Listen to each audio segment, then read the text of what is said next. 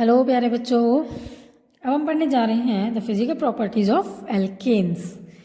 तो बच्चों, physical properties हम देखेंगे एल्केन्स की। तो सबसे पहले हमें देखेंगे कि due to the weak van der Waals forces, इनके अंदर क्या होती है, वॉन डर वाल फोर्सेज होता है और वही क्या करता है, इनकी फिजिकल स्टेट को डिफाइन करता है। तो C1 से लेकर के C4 तक के जो स्पीसीज होती हैं वो कैसी होती हैं, गैसेज होती हैं। और C5 से लेकर C17 तक ये लिक्विड होते हैं एंड इनसे हायर जो होते हैं वो क्या होते हैं, सॉलिड्स होते हैं।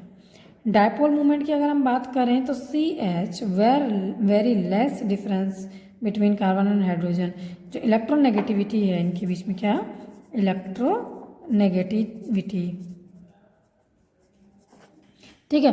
तो इलेक्ट्रोनेगेटिविटी क्या होती है, C और H के बीच में वो बहुत ही कम होती है, लेस डिफरेंस होता है, जिसकी वजह से ये क्या होते हैं, नॉन पोलर होते हैं। और नॉन पोलर होने की वजह से इनके जो डायपोल मूवमेंट है तो वो क्या होता है, जीरो होता है। समझ में आया?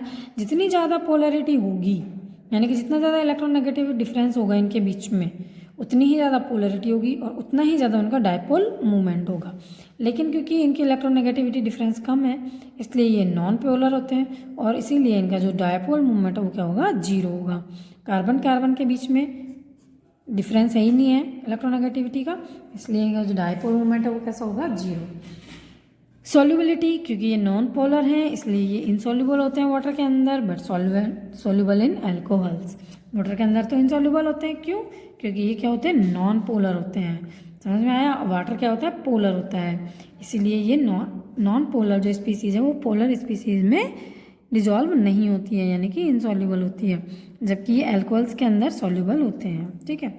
बॉइलिंग पॉइंट की बात करें तो carbon chain increases, boiling point increases. तो जैसे जैसे कार्बन चेन इंक्रीज होती जाती है, तो कार्बन चेन इंक्रीज होने से क्या होता है, मॉलिक्यूलर वेट इंक्रीज होता है।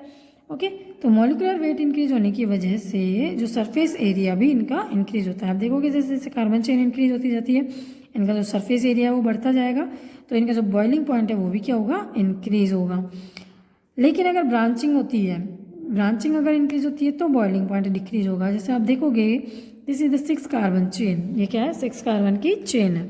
ये क्या है, इनमें ब्रांचिंग नहीं हो रही है, ब्रांचिंग नहीं हो रही है तो ये पूरा सरफेस एरिया कवर कर रही है। लेकिन अगर इनकी ब्रांचिंग हो जाए, जैसे कि आप अगर देखोगे 1 2 3 4 5 और एक 6, ठीक है, तो ये जो है इसका सरफेस एरिया कम हो गया। आप देखोगे ये कितना लंबा है, जबकि इसका सरफेस एरिया काफ़ी कम हो गया। तो सरफेस एरिया कम होने की वजह से इनका जो बॉइलिंग पॉइंट है वो क्या होता है, डिक्रीज हो जाता है।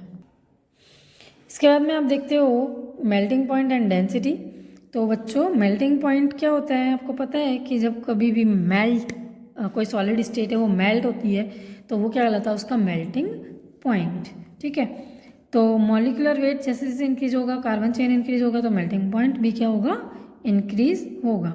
लेकिन अगर इवन नंबर की कार्बन चेन है, ठीक है, तो उसका जो मेल्टिंग पॉइंट है वो हायर होगा than odd number carbon chain. जैसे आप देखोगे कि this is a even number carbon chain 1 2 3 4, here 4 carbons are present, 1 2 3 4।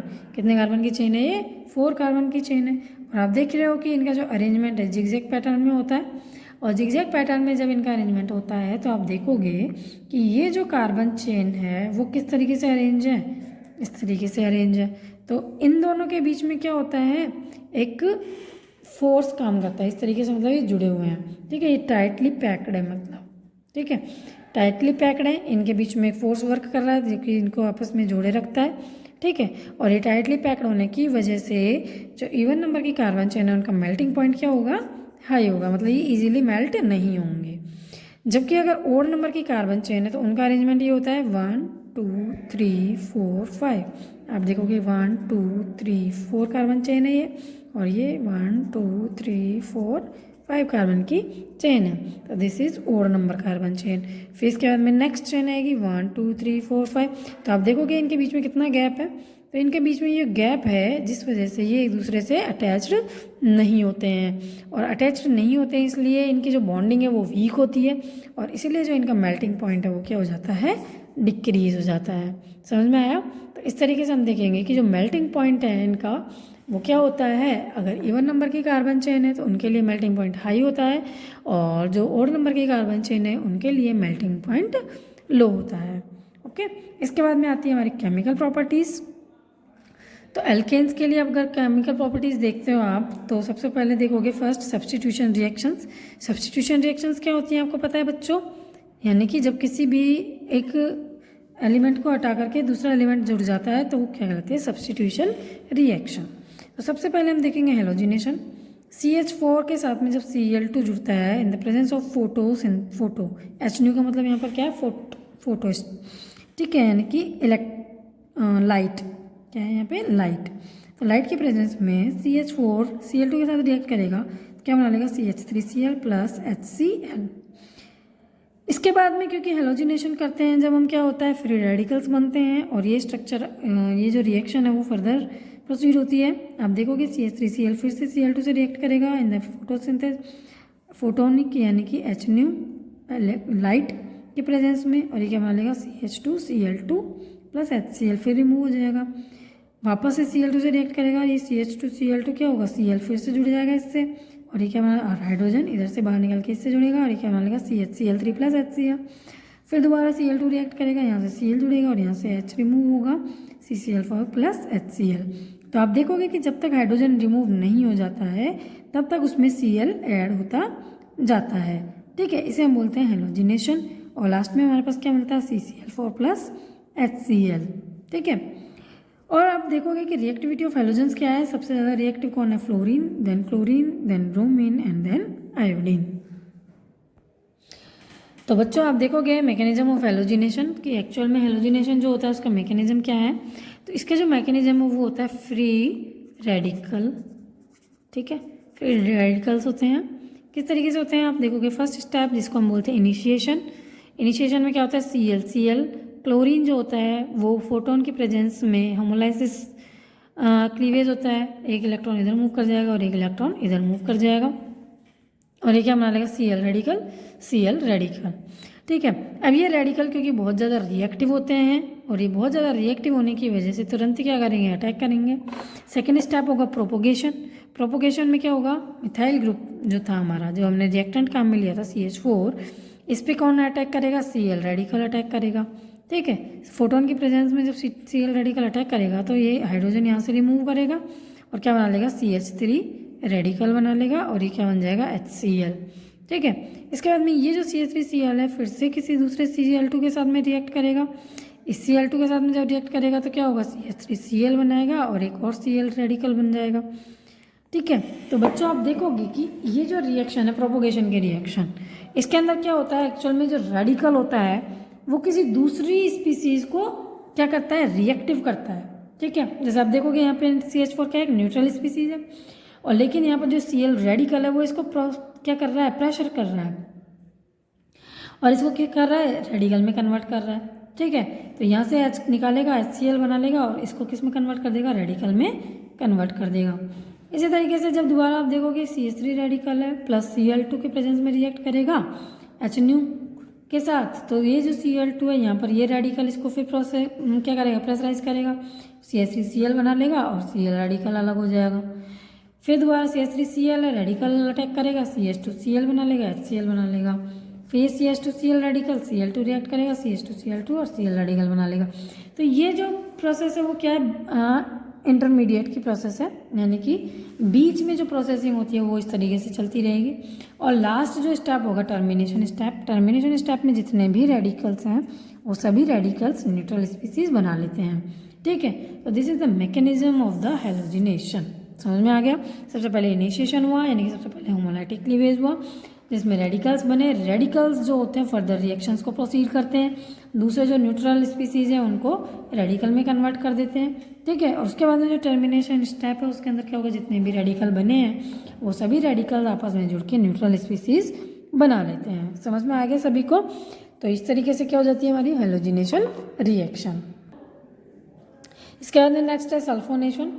तो आप देखोगे कि CH3 को बोलता है CH H2SO4 के साथ रिएक्ट करेंगे SO3 के प्रेजेंस में, तो सल्फोनेशन होता है, यानी कि SO3H जुड़ जाता है, इसे हम बोलते हैं sulphonation. Nitration C6H14 plus HNO3 के साथ रिएक्ट करेगा, क्या बना लेगा, C6H13 NO2, हाइड्रोजन यहाँ से रिमूव होगा और NO2 ऐड हो जाएगा, तो इसका 13NO2 प्लस H2O।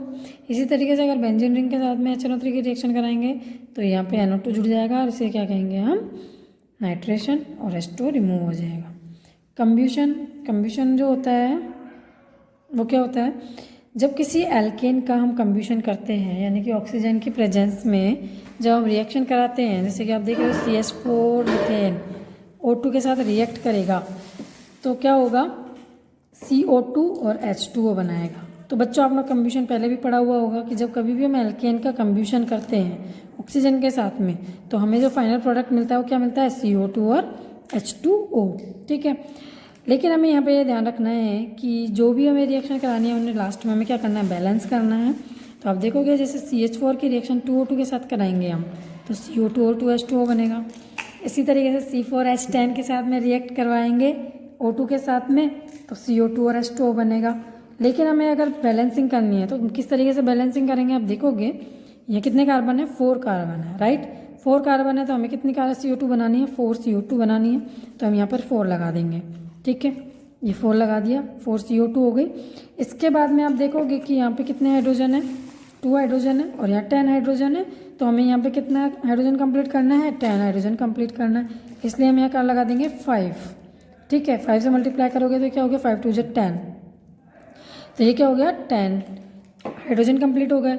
अब हमें देखना है कि ऑक्सीजन कितने हो गए। तो आप देखोगे 4 2 8 प्लस 5 ऑक्सीजन, टोटल कितने हो गए, 13। ठीक है, अब 13 ऑक्सीजन हो गए क्योंकि हमने यहाँ पे O2 काम में लिया है।